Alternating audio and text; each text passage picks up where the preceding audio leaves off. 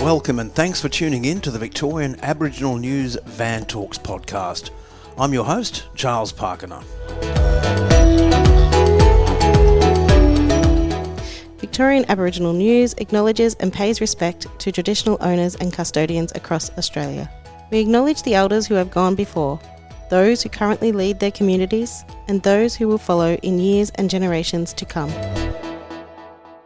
It was only recently that evidence and submissions for the Yoorrook Justice Commission in Victoria were called to a close. On the 30th of November this year, all submissions and all evidence was stopped.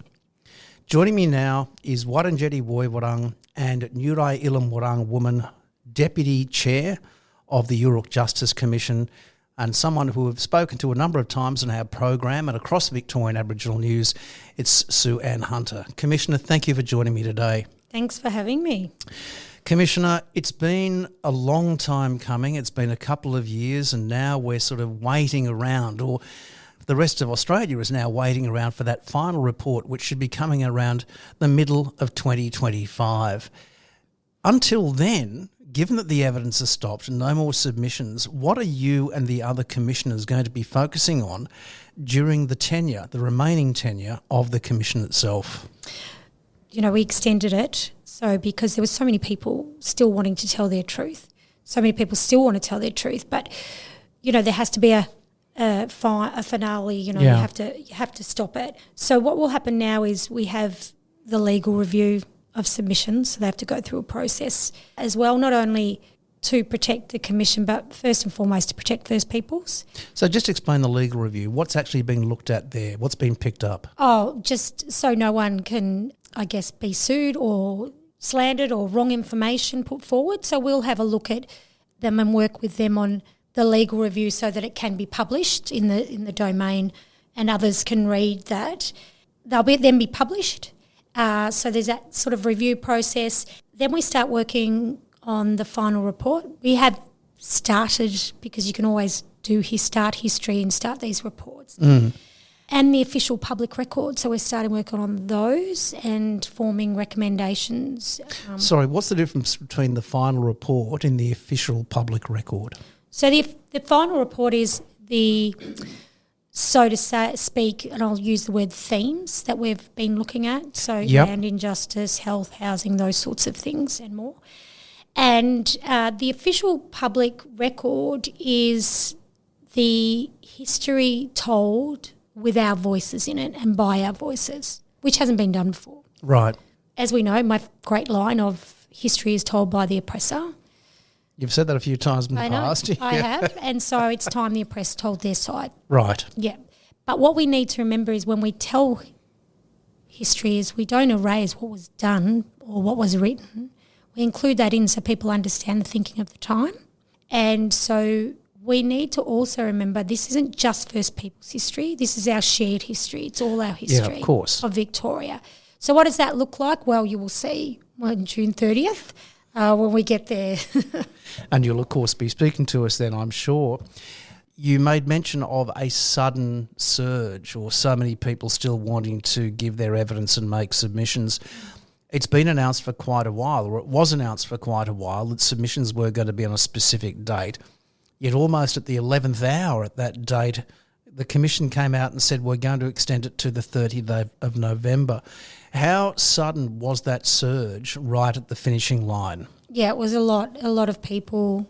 You know, we were getting something like 20 submissions a day at one point. And so we just thought, you know, we'll just use the end of the month, which is hard on staff, and then we've got to put everything back a little bit. But at the same time, we only get one shot at this. So it was an easy decision to make. Well, we believe at the Commission there needs to be an ongoing truth process. So we can't just stop telling truth on the November 30th. Right. Or we couldn't stop. We just couldn't. But we have, because that's the process of a Royal Commission. And I recognise the limitations you have in what you can say in ongoing truth-telling. Yeah. And to our listeners, all I will say, and not the Commissioner herself, but what I will say is continue watching this space, because given that statewide treaties have started negotiations only this month, we're sure to see something along those lines pop up over the next few months or at least years. So we'll keep you posted on that one. And Commissioner, we'll let you off the hook with that one, well and truly. Thank you. Commissioner, I won't let you off the hook though when it comes to a more reflective question, and that is, during these past couple of years, and I know it's been tough for you, we've yarned about it offline a couple of times about how absolutely stark it's been for you, Auntie Eleanor and the other commissioners. What are some of the most telling moments that will stick with you for the rest of your life when it comes to the submissions and the evidence you've heard? Yeah, it's really, I say to people, say, oh, give me an example or give me a moment. And I don't think there is one particular moment. What an honour to be able to hold space for 4 years with First Peoples telling their truth. I've sat in prisons, people's kitchen tables, on their country, people's workplaces, wherever people have wanted to tell their truth, and everyone has had an impact. And everyone is different. It's interesting that you make mention of those humble settings rather than the hearing room here at Yoorrook and listening to some of the political leaders of this state. Well, it seems that it's the humble ones that are stuck in your mind more than the more high-profile ones. Well, I think we need to balance it out. It's a Royal Commission with legal powers, and then you've got your cultural sort of safety elements that you bring into it and protocols, and balancing those out has been really difficult and tricky. But for me, those small voices, the humble ones, the ones you can bring forward that don't really want to be in the light, you just hold them dear. People invite you into their space. In the hearings, we invite people into our space. So there's a bit of a difference there. But even you're still holding space. And look, some of those moments have been quite pivotal or memorable in the domain of being streamed in the hearings. Like when Henty came in and was talking about her ancestors? Yes, and Alfred Deacon's great-grandson. They're all moments. They all have their own space in history, and they all have their own moment and time.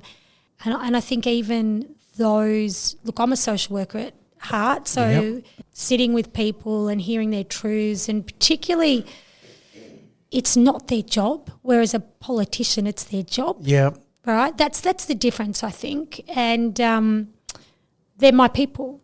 You know, they're our people. They're our people of this state who, I don't like the word brave, but I'm going to say courageous enough to tell their story, even if it's not public. They're hard, they're traumatising, but you always find the strength in them. Are there many stories that were told during this time that were not to be made public? That was completely up to the person telling it. But were there many? There's quite a few, yep. Were there any that you thought, wow, if only you would release that because that would have such a great impact? And we're not going to ask you to name names or identify anything at all. No, because I come into this, it's well, we call it data for sake.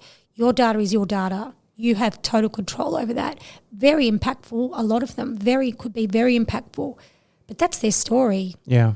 And the way they tell it, and it's also those ones that are really traumatising, and they still carry something in that they don't want the world to know yet, and one day they might.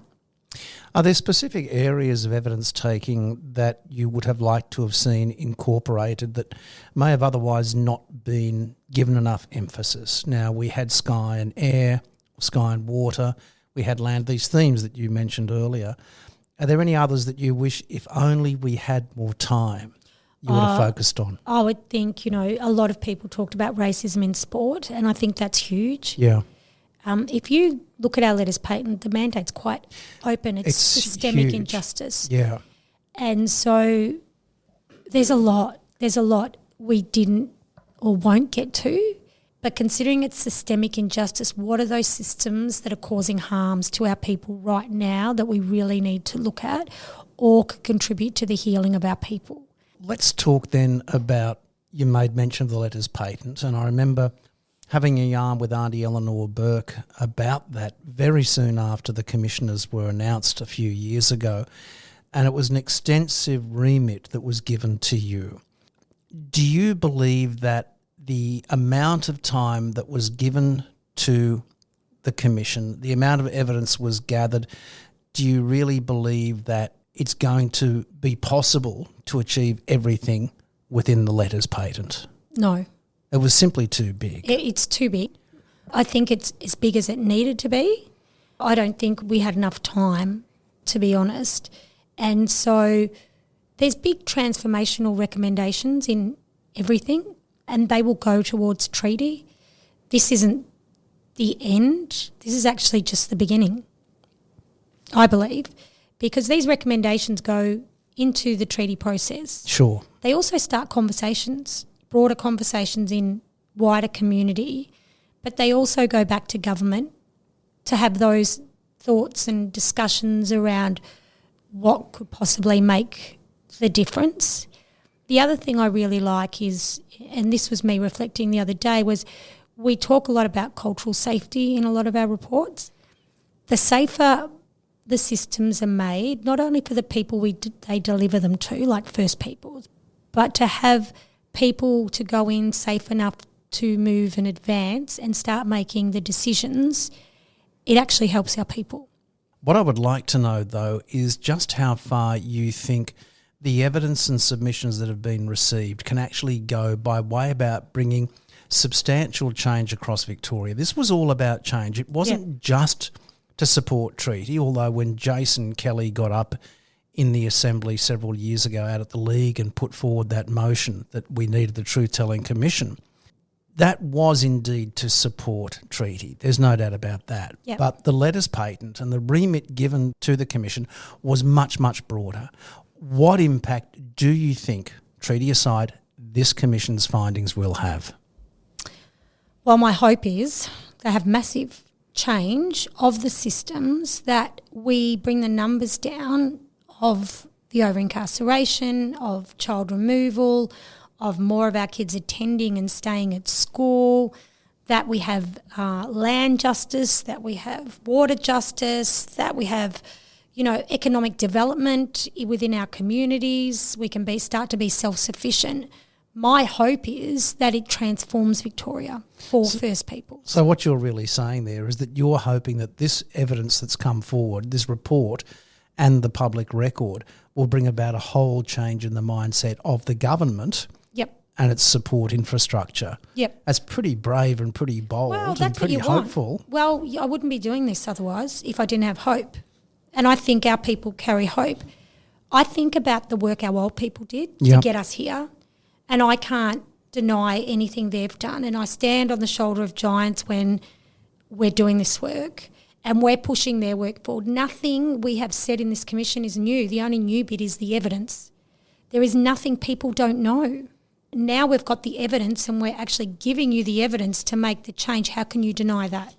One of the questions that's going to be asked time and time again right across community, because it seems that every single commission, whether it's a state-based or a federal-based, it always seems to receive the cries of, it's fallen on deaf ears. You can't have this truth-telling commission without the treaty process in place. So the difference for us is we've got First Peoples pushing these recommendations. They're not just going to sit on the shelf and gather dust. And that's the part that gives me hope, that our people, our democratically elected body of the First Peoples Assembly, we are handing over. I feel like we're their research arm, to put it simply. We hand that over to them and then they progress it. And that actually is a requirement, because the final report is to be handed over to the First Peoples Assembly of Victoria and the state government. That's correct, yes. So that bit of hope, that's a lot of hope. It's not just going to sit there because they get given the recommendations. So it's then over to them to push forward. Were there any big surprises for you over the past 4 years, not just by the way of evidence, but just surprises, because you'd never been involved in a Royal Commission before, had you? No. No. As you lean into the microphone. No. what were the big surprises for you? Nothing to do with the evidence itself. Oh, there's so much. So I've learnt, oh my goodness, how much I've learned. Okay, so let's step back a bit further. Why the hell did you take on the job? Look, just complete honesty here. Someone said to me, oh, you could do the Director of Social and Emotional Wellbeing. And I said, well, why can't I be a commissioner? And they said, oh, there's no reason you couldn't be, but, that's your area. And I said, well, yeah, it is. And then I thought about it and I thought, I've got a lot to bring to this. So, if you don't put your hat in the ring, you never know. And you've always pushed yourself over the years. Yeah. So I was like, well, why can't I? And then when I got it, the whole imposter syndrome just was on me for a while. Really? Yeah, because it's just the expectation, the burden of expectation. Yeah. Not just one from myself, and two, I know I'm carrying the expectation of community every day. I wake up every day with that thought of we have to push this as far as we can and do as much as we can in the time we have, because we're not going to get this chance again. So understanding law and, not being afraid to ask questions, and that's white man's law. Having to question that, and then having really hard, robust discussions amongst ourselves as commissioners, and then having to make sure staff are able to, there's just so many moving parts. And it's in a place of not only trauma but strength and resilience. Are we tired? Yep. But it's time limited and we don't really have much time left to make sure that we get this right. And I think that biggest thing was, am I doing my ancestors proud? That's the other thing, you just... And you've got to think you've done that for sure. Well, you hope you have, right? You look for the signs, and look, community have been amazing in supporting us. Yeah. And I think, you could go and see a therapist and go, oh, this is weighing on me, what have you. But what the nicest thing is when someone from community comes up and says, we see you, we see the work you've been doing. I don't need a pat on the back or a big congratulations, or it's what I have to do because I put my hand up to do it and I carry it. But when a community member comes up and just says, oh, that's deadly, that's when you feel like, yeah, we're getting this right. We've got to ask the negatives, and these are similar questions that we asked Auntie Jill Gallagher after she finished as Victorian Treaty Advance Commissioner. I've asked Auntie Jerry when she finished at the co-chair of the Assembly. You've made mention of the positives and the challenging things, but what about the negative comments? And not just from non-Aboriginal people, but from mob as well. I assume that some of those came through, and that must have been pretty darn tough. I think for me, people have a right to their own views and opinions, and that's okay. Like, as long as it's not directly at you, it's at a system that's been set up, that's okay. I don't mind that, because everybody's entitled to their view. I think we're all asking for the same thing. We just want to do it differently. And I really believe that. People that didn't want to come forward or don't believe in it, then that's okay too. And you just have to hold that. Were there many non-believers though? I didn't hear a whole lot. Of course you hear some, but we've also converted some. So some come and gave their evidence, and I was like, wow, and I was like, oh, thank you so much, because I know it took a lot for you to get here. Yeah. That was big. But there is a lot of, we don't know the whole impact, and you can never predict the future. But the thing is, you can't erase history. So all of these reports, even the final one, they will be held up to scrutiny for a very long time to come over the years. And we know and we understand that. But I think if what we've done starts the conversation for all of Victoria, then we've done good. Commissioner Sue-Anne Hunter, thank you indeed for your service, and thank you for your time today. You are very welcome. For a full transcript of this interview, visit the Victorian Aboriginal News website at vicaboriginalnews.com.au. Until our next episode, stay safe and stay informed.